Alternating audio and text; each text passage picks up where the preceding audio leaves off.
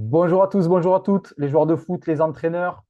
Aujourd'hui, un nouvel apport donc, sur la communication verbale et non verbale. Donc, un véritable sujet dans le monde du foot. Alors, le premier point, ben, c'est toujours dans le cadre de la performance que je vais vous partager cet apport.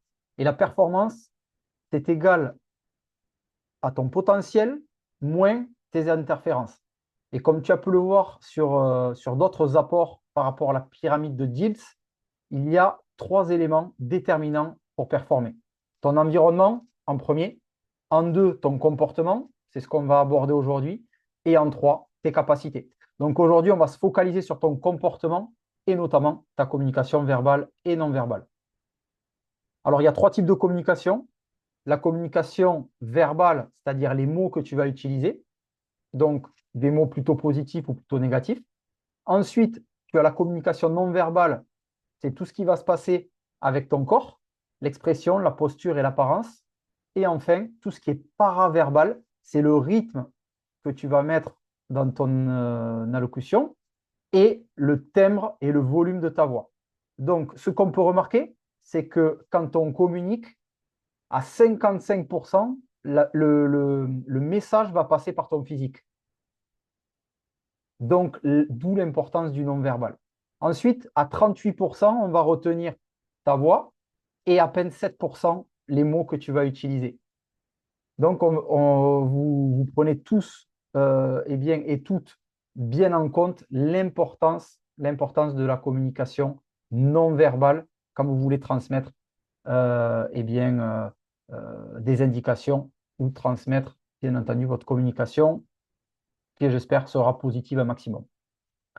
Alors, le schéma de communication, il est très simple. Quand je communique, je suis l'émetteur. Il y a un ou plusieurs récepteurs. Ça peut être tes partenaires, ça peut être l'adversaire, ça peut être ton coach. Quand tu es entraîneur, ça peut être ton adjoint, ça peut être un arbitre, ça peut être le public. Et une fois que j'ai communiqué, eh bien, il va y avoir un feedback qui sera fait. Est-ce que la communication est bien passée ou pas? Eh bien, ça, c'est tout l'enjeu, bien sûr, de l'apprentissage d'une communication qui va être positive et impactante. Alors, la communication est essentielle dans les interactions avec tes coéquipiers, entraîneurs, arbitres, pour montrer confiance, respect et concentration sur le terrain. Il y a de nombreux indicateurs dans ta communication et on va les voir les uns après les autres. Alors justement, sur la partie communication verbale, les principes clés d'une communication positive. Encourager plutôt que critiquer, met en valeur les efforts, même lorsqu'il y a une erreur. Encore plus quand tu es entraîneur. Aujourd'hui, on voit trop d'entraîneurs sur le bord du terrain qui vont toujours être dans le négatif, qui ne vont pas savoir mettre en valeur leurs joueurs et les mettre, bien sûr, dans les meilleures conditions de confiance. Pour les joueurs, c'est la même chose. Celui qui est tout le temps en train de râler sur ses partenaires, ça ne sert à rien. Voilà. Non, toujours se mettre dans cette situation, je suis positif, j'encourage. Utiliser un ton calme et affirmé, cela aide à maintenir la confiance et la cohésion de l'équipe. Orienter vers des solutions, c'est-à-dire cherche une meilleure option plutôt que pourquoi tu as fait ça, pourquoi tu ne m'as pas donné le ballon. Voilà. Soyez plutôt sur le côté constructif, sur la plutôt recherche que pourquoi tu as fait ça, pourquoi tu as fait ci, etc. Enfin, créer une dynamique collective en utilisant des mots engageants comme ensemble, on y va, tous concernés. Voilà. On est tous dans cette dynamique. Ce n'est pas un seul joueur qui va aller vers l'avant, c'est ensemble qu'on va y aller, c'est ensemble qu'on va gagner ce match. Donc, on va essayer justement de créer une dynamique collective. L'objectif étant de renforcer la confiance, l'écoute et la cohésion d'équipe. Maintenant, sur la communication, on est toujours sur la communication non verbale. Les éléments de la communication non verbale. Un, la posture et l'attitude. Une attitude positive, une posture positive, c'est quelqu'un qui va avoir une posture droite, qui va montrer de la confiance, de l'engagement et de la discipline. Si on a les épaules relâchées, hop, ça montre aussi une certaine ouverture. Et ensuite, se tenir bien pendant les consignes et avec respect et sérieux. Pardon. Donc, bien se tenir, c'est important également. Le côté négatif, c'est ceux qui vont être voûtés. Voilà, ils vont se muter, ça va transmettre une communication, on va dire des signes de manque de confiance, de manque d'assurance ou de désintérêt. Les bras croisés, ça c'est terrible. En fait, si je veux passer un discours, je suis entraîneur et que j'ai les bras croisés, dites-vous que vos joueurs, ils voient la fermeture plutôt que le discours que vous allez transmettre. Donc ça mène de la fermeture et de la résistance. Si je suis joueur, c'est pareil. Si je suis joueur et que l'entraîneur parle et que j'ai les bras croisés, c'est une forme de fermeture et c'est un manque de confiance pour mon entraîneur. Agitation constante, taper des pieds, se ronger les ongles. euh, Qu'est-ce qu'il peut y avoir après voilà, c'est avoir une agitation, je sais pas, avec les doigts, je sais pas, voilà. Ça peut montrer du stress ou un manque de focalisation par rapport à l'écoute de cette communication. Ensuite, au niveau du regard, un regard positif, c'est quand on se regarde bien dans les yeux. Voilà. On regarde le coach, on regarde vos joueurs, vous les regardez dans vos yeux, pardon. Et quand on parle ou on écoute, ça va montrer de la confiance. Suivre le jeu avec un regard alerte montre de l'implication.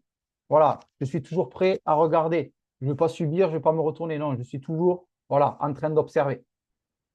Le côté négatif, eh bien, c'est ceux qui vont éviter. Si par exemple, quand je vous parle, je regarde en bas, eh bien, ça ne va pas marcher. Mon discours, il va être moins impactant. Voilà. Donc, ça montre un manque d'assurance ou un signe peut-être de culpabilité quand on baisse le regard ou quand on baisse la tête. Lever les yeux au ciel, ben, si je vous parle et que vous me regardez comme ça, je regarde ce qui se passe, ben, c'est carrément un manque de respect, voire ça peut être un signe de frustration. Donc, l'importance du regard. En numéro 3, les gestes. L'utilisation de vos bras, bien sûr. Les gestes ouverts et calmes, ça va montrer confiance en soi et contrôle de soi. Les encouragements avec des gestes clairs envers les coéquipiers. Lever le pouce, taper dans la main, envoyer un petit check. Voilà, ça c'est hyper positif. Par contre, eh bien, les gestes robustes ou agressifs, la frustration, ça va démontrer une mauvaise gestion des émotions. Pointer du doigt de manière accusante, eh bien, ça va générer un conflit. Donc là, encore une fois, l'importance de vos gestes va déterminer aussi eh bien, votre niveau de confiance, votre niveau d'assurance et également facilitera ou pas, en fait, la transmission de votre message. En numéro 4, les expressions du visage.